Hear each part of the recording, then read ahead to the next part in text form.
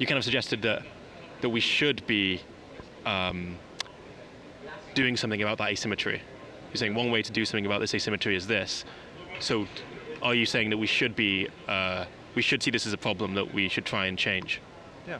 Yeah. Definitely. Yeah. I think so. I think we've sort of we've been stuck in our own ways for. Good to go? Cool. Oh yeah. So it's about animal ethics, Okay. And what you think about like animal welfare, animal rights. So I'm not trying to change your mind on anything. It's more about exploring what you think and why you think it. Because a lot of the time we don't really explore our beliefs and why we hold them. So it's kind of interesting. So it's like very non-confrontational, kind of exploring it together. Yeah. So yeah, it would be good to, at the start, I guess, get on a scale of 0 to 10, with 0 being that you're completely fine with society's treatment of animals and you see no desire to like change things, and 10 being on the other end of that spectrum where you think we should all be vegan. Yeah. Like, where would you put yourself on that scale? I would probably put myself on 3. And I'm fully aware of like I've been in contact, I've conversed and I've debated with a lot of people that were pro-animal rights. I have a lot of vegan friends. I've had this debate over and over and over again. So I'm very much aware of how paradoxical my views are, because I completely get their points. And we should extend like rights but also more generally like empathy towards animal life. But on the other hand, I think I've been culturally brought up in certain environments, namely French culture, where pretty much like a huge part of the French cuisine is based on very, very violent like processes of food transformation, and you know, as weird as this might be to actually say, for example, foie gras, I'm fully aware of like the entire process, and it's generally torture. It's not just like killing an animal. It's like what they do to these geese is absolutely horrible.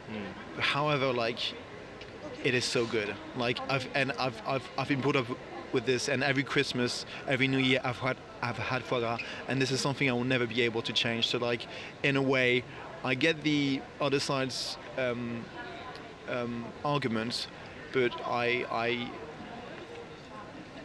I'm simply too embedded in my cultural practices. Yeah. Right. So like you think that we should be more empathetic towards animals. Yeah. However, you're aware that there are certain practices that are very like violent to animals, and these practices are kind of creating products that are like deeply embedded in your culture. Yeah. And also it tastes really good.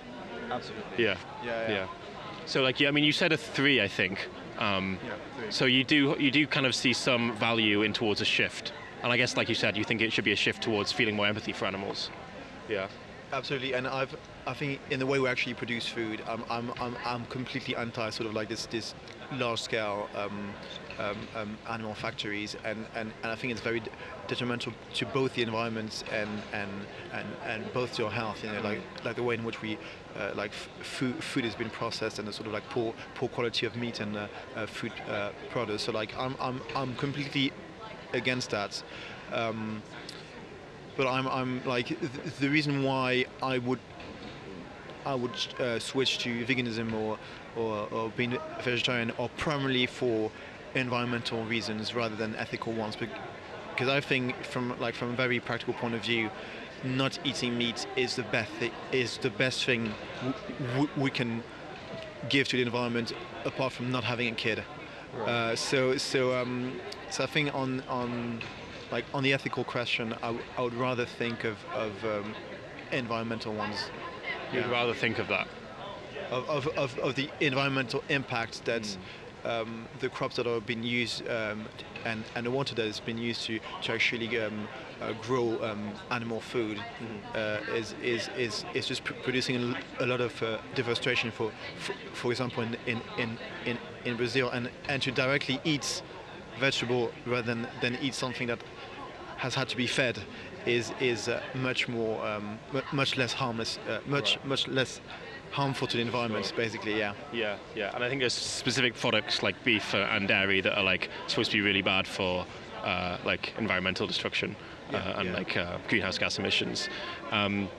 I'm thinking back to in terms of the ethics of like what we're doing to animals, and how like you kind of acknowledge that like it's really bad, but it's, you know, there's two things. Like the first thing is that it's very much part of the culture. I'm wondering if something being part of the culture, do you feel that would affect how morally justifiable it is?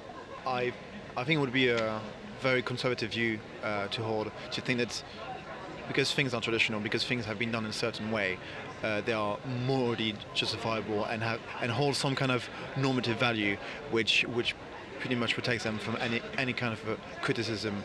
I'm against this. I think that certain cultural practices and certain traditions are highly either harmful to the environment or very unmoral or just very oppressive. I just think I'm against this sort of like sudden change and sort of like, I don't know, relegation to like a second tier, or that like tradition have to be like wiped away completely, and we should all switch to like vegan sausage, you know, like I think, and it might be a sort of like boring sort of centrist view to say this, but I think there's like a middle ground to be found, in the sense that we can preserve and continue our tradition, our cultural practices and our tradition, while altering the process in which we actually produce and consume food. Obviously, there are certain examples to this that aren't really applicable, especially foie gras. Like, there's no way to actually produce foie gras which wouldn't involve the torture of geese. But I think in the great scheme of things, we can have ethical animal farming. I'm not an expert in this at all, but that's the direction in which I would head, basically. Yeah. Right.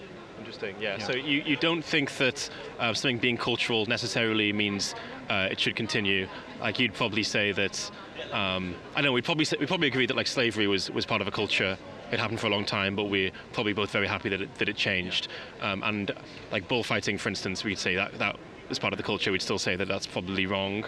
But you don't think that we should like kind of just not value culture at all.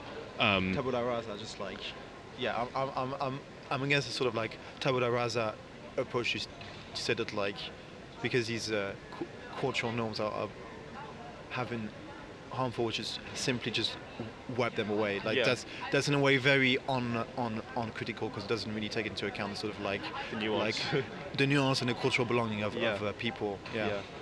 Like, you know, there are many cultural practices that bring up people a lot of value. And that's fine. That's good. Like, that's good in itself. So yeah, if we could have food that like gave us pleasure and kind of was part of our culture, that didn't inflict such suffering on animals, that would be preferable. Yeah. Basically. If we could hypothetically get foie gras that didn't involve any suffering of an animal, but it tasted the same, you'd prefer that. Basically, yeah. And is this the end of the interview, or I have more I'd like to ask you, but if you wanted to go that. I just had this quote in my head, and it has nothing to do with the actual question. But in the words of Boris Johnson, everybody's talking about these vegan sausages. Oh yeah. Vegan sausage rolls. I think the vegan sausage rolls are like a good example of like how to like keep certain cultural tradition, which are sausage rolls, but like integrate them within a more like ethical way of producing food. So maybe we'll have vegan foie gras. I would like to see it. I'll be interested. I'm not exactly sure how it would taste, but I would be eager to try it. Yeah, definitely. Funnily enough, I have a French flatmate who has had vegan foie gras. I have no idea how good it was. Okay. I mean, I have no idea how good foie gras. I've never had it. You should try it. The devil on my shoulder. It tastes really good. Why not? Oh, because like, from my personal perspective, like I care deeply about the suffering of the geese. Yeah. I can kind of imagine I don't know, it must be unbearable, and I think that matters. I disvalue that more than I would value the sensory pleasure I would get from eating it. Also, it's not part of my culture, so I haven't got that attached to it. But I did like sausage rolls as a kid. Yeah, see. I'm wondering if you've ever had, because like we're talking, I'm wondering if you've ever had like a personal connection with an animal in your life. Yeah. I don't think my parents haven't had pets, but my grandparents have, and I sort of had a personal connection with the dogs my grandparents had. Yeah, definitely. And like, did the experiences you had with those animals, did that teach you anything about their capacities or their inner experience? Did you have any realizations from that? Yeah, I sort of like I've been in touch with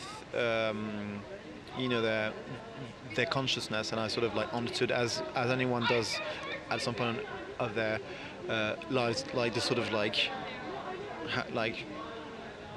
basically my anthropocentric view of what reason and consciousness was, has been challenged by just like this human to animal interaction, and I could definitely sense like an interpersonal relationship where she, I mean, this dog in question would like recognize me, know who I am. She would sort of like understand what I say as well, and I've done a lot of horse riding as well, so like this like being like interacting with an animal in a very funny way is like interacting with anybody else, and when you actually mount a horse, like the horse has a specific personality, but you also like develop a certain relationship, and there's also this sort of like awkwardness between human and animals. So like this has definitely changed my perspective on this. Made me more empathetic towards animals. However, hasn't substantially changed my my eating habits. Yeah, I mean, I can relate. Like, I had a cat growing up, and I don't know. I guess being around them and seeing that like they have these like very clearly expressing these like emotions, and very clearly like recognizing me and having like a relationship with me.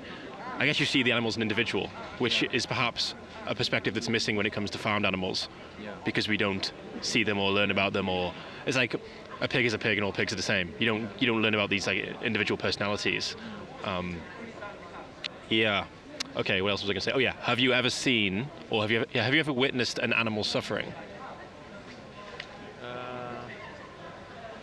I need to think about this. Definitely, yeah. I think on the last years of his life, Hugo, which was the small dog that my grandmother had, he was 25. So like for a dog, it's like really fucking old. And he just became blind, and then he sort of like started like going into walls, and that was a very sad thing to actually witness. So I have witnessed animals suffering to a certain extent, not that I've seen an animal being harmed or killed. So yeah. Yeah. Did you have any like desire to alleviate their suffering or help them in that situation? Well, the problem with Hugo, versus Saul, is that there's nothing to be done. He was just literally on the brink of dying. So my grandmother actually decided to as the French would say, give him the needle. Euthanasia. Yeah, basically. Yeah. So there's nothing in that situation that I could have done, basically. Yeah. Okay. Yeah. Kind of sad to witness that. Kind of sad, yeah. But like that's the cycle of life, really. And seeing like dogs are especially interesting example, because like they, like one dog year is like 7 human years, and to be able to like over the course of your life seeing like the evolution of like an entire animal life, and seeing how their habits and like behavior shifts, and just basically like seeing a dog getting older is a very sad thing. Yeah. I'm wondering if you think there's any moral difference between a dog and a pig. Yeah. I think we definitely have a set of preferences. There's also definitely a process of like, I was talking about anthropocentric views. There's also this sort of anthropomorphism of like recognizing human features onto other animal, which obviously segregates certain types of animals, which are which some are like reserved for domestic users, domestic animals, and some are reserved for food production. So like there's definitely a difference in a way in which we perceive these animals, and we develop an empathy for them. I think the main reason is, and you were talking about the sort of the how like secluded and like how basically the reason why we do not develop empathy for pigs or like animals that are being used in food production is because this whole process is not visible, and I think it was it was purposeful that like by keeping this out, like because it's out of sight, it's out of mind in a way, you know. So I think like the main reason why we have this sort of like differentiating empathy is just generally because the way in which the food industry is organized, but also like our cultural practices of like preferring certain animals as domestic animals makes it that like we're just generally less in contact with animals such as pigs. Obviously there are a lot of counter examples, and I have friends that have pigs, I have friends that have rats, and it was always a very interesting experience, also kind of alienating to like interact with animals that aren't like the sort of standard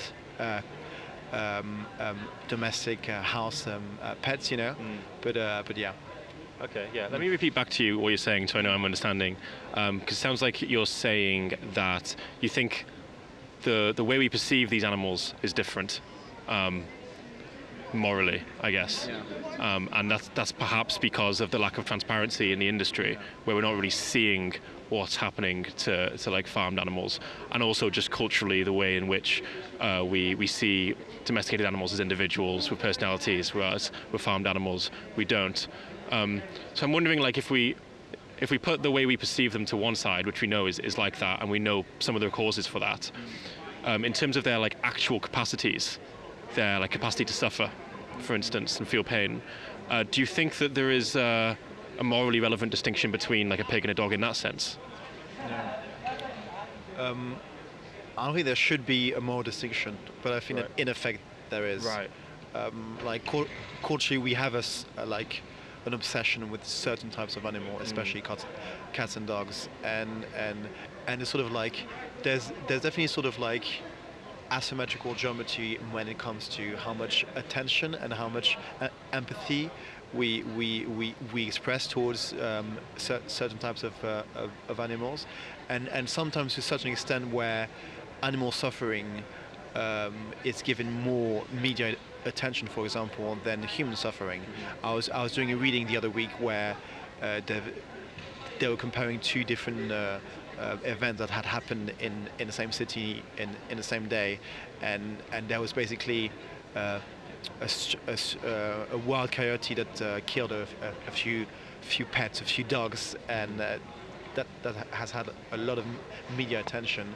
And a lot of news article in local paper, whereas a young black Afro-American had been killed by the police, and in the same day, and this didn't even make the front page.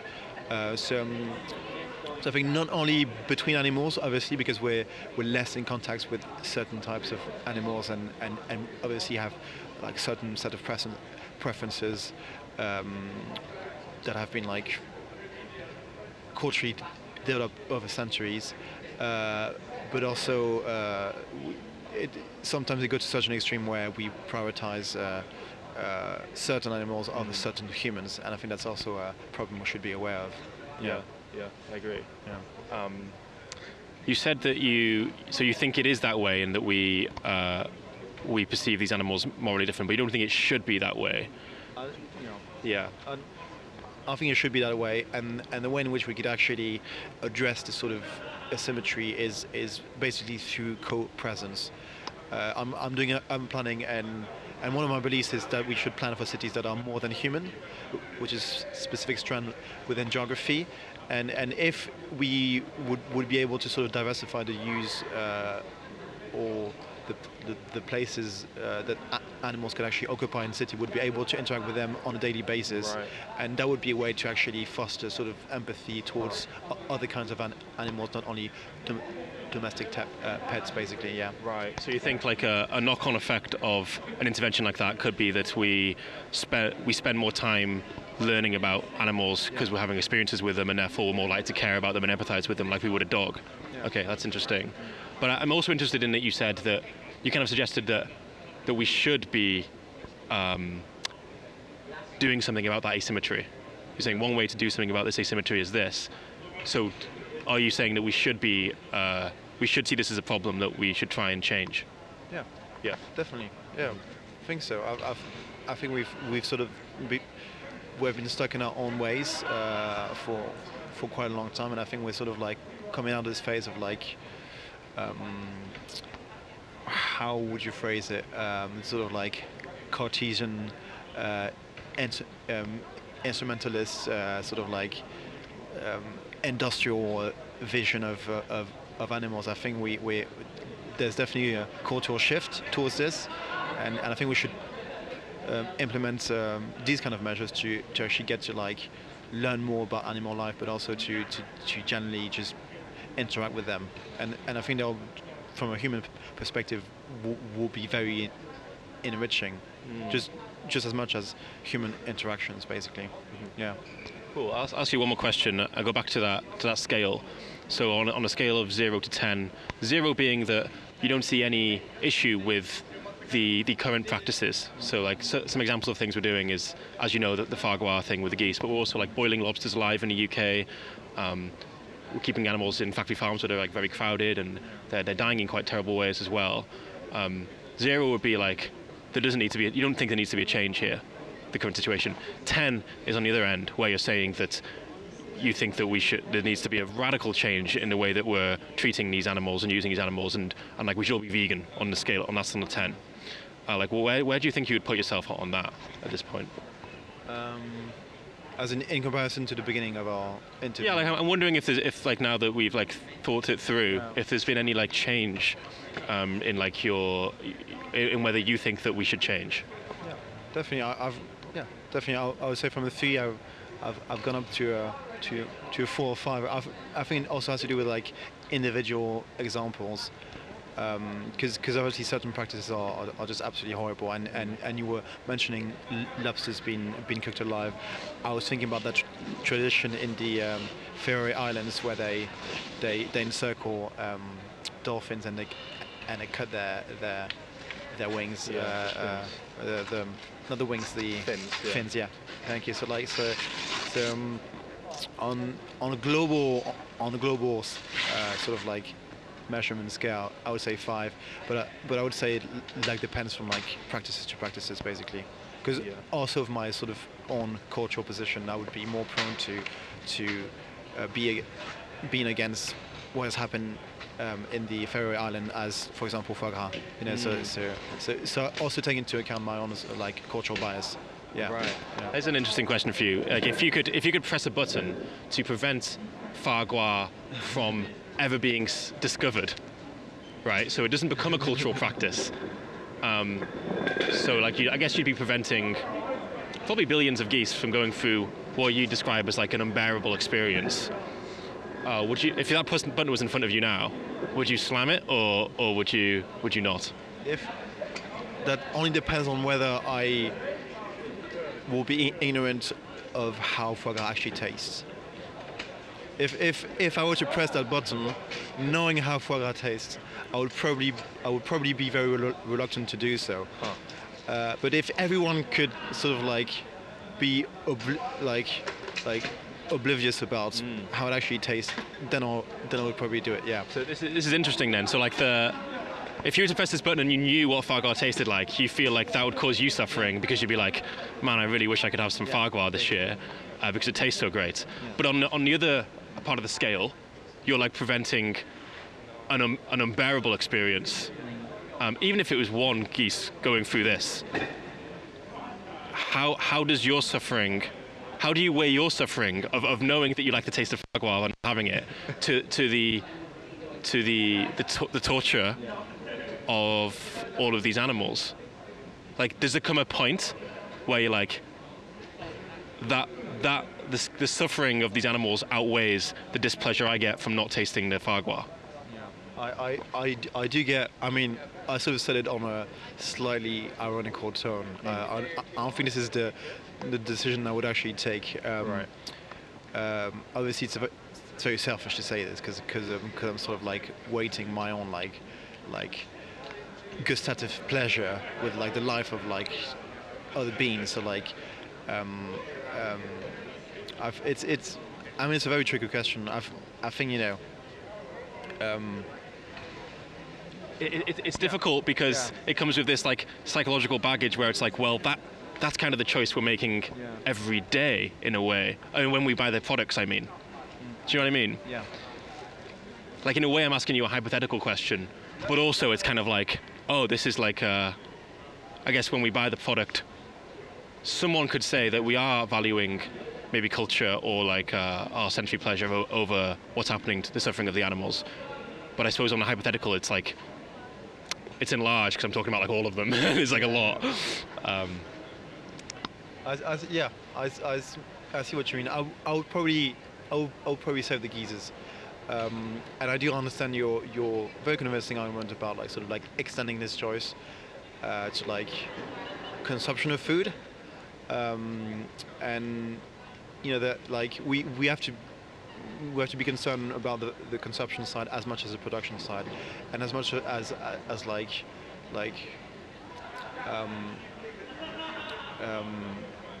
how is it called in English, the imposing change by changing your consumption habits. Is there a specific term for that? Like, would you say like supply and demand or something, like affecting the... No, the sort of like a militant side of consumption, or like choosing not to consume certain things. Like boycotting products. Yeah. It's like this is obviously the way to go, and a starting point. But like, if there are any large scale changes to be done, it should mainly come from the production side. Should be institutional. Yeah. And it's the same, like it's the exact same problem with climate change in general. You know, like I think there's a certain form of performativity of like consumption habits, and you know, it's very bobo to sort of like brag about the fact that we're not eating certain kind of food, certain kind of meat products. You know, like and people use this as a sort of like, you know, image they actually project, and it's sort of like competition between like, oh, I'm more ethical than you, you know. So like, and this, I think, like to a certain extent is a distraction from the actual battle, which is on the production side. And I don't think that there can be any sort of large scale changes to production if consumption changes, you know, because deep down the animals will be killed by the slaughterhouses, not by the consumers, you know. Yeah, I mean, I think I agree with you. Like, I think there probably needs to be a marked shift in terms of both like climate activism, I think, but also like animal activism towards institutional change, rather than trying to get individuals to change their consumer habits. Because I think in the institutional change is where the biggest gains are going to be made. Convincing individuals to go vegan or to reduce their consumption will make a difference to the number of animals being bred into existence, I believe. But I don't think it's like the most effective thing we can do. And like, luckily, I think there are things we can do to promote institutional change. Like, we can donate to effective animal charities, and we can like get involved in campaigns for institutional change. The thing you said was interesting about how it's almost like kind of virtue signaling, where people want to be portrayed as a good person. And I guess I agree with you that that's probably a factor in why people are doing it. But also, it's like, if that encourages people to do something that makes the world a better place, I'm kind of like, okay, I guess that's a good that's a good thing, you know. It's good that people want to be perceived as good, because that might change their behaviour into acting in ways that actually does reduce suffering in the world. But I see what you're saying. The focus should be on the outcomes for the animals, not on the purity of the individual. Basically. Yeah. Anyway, I'll leave it there unless you got anything else you want to say. I would say, like, no, the last thing I do wanted to say is that, you know, in order for like pro animal rights groups to be effective, I think they should incorporate arguments about the economic costs and the sort of like health benefits. Well, the economic cost of meat. Yeah. As a student, I think meat is absurdly expensive. Yeah. But also like the health, like just how harmful it is for your health to actually eat a big amount of red meat, for example. So like the one advice I would have to say is like to diversify your arguments and not only stay on the ethical side, because obviously the sort of like empathy will not speak to everyone. So yeah, that's it. Yeah, I should probably take that advice, because I'm like always, because the ethics is what I care about. Yeah. So I'm always like very like staying directed towards like animal suffering and ethics. But we should acknowledge that other people have different values, and like in line with like trying to get the best outcomes for animals, we should do whatever is the most effective. Yeah. I'd love to get your email address. I'll send you like a link where my friend got that. That vegan foie gras. I will definitely bring it to my Christmas table. I'm not sure what the reaction of my French family will be, but yeah. No, my brother is actually on the same level as you.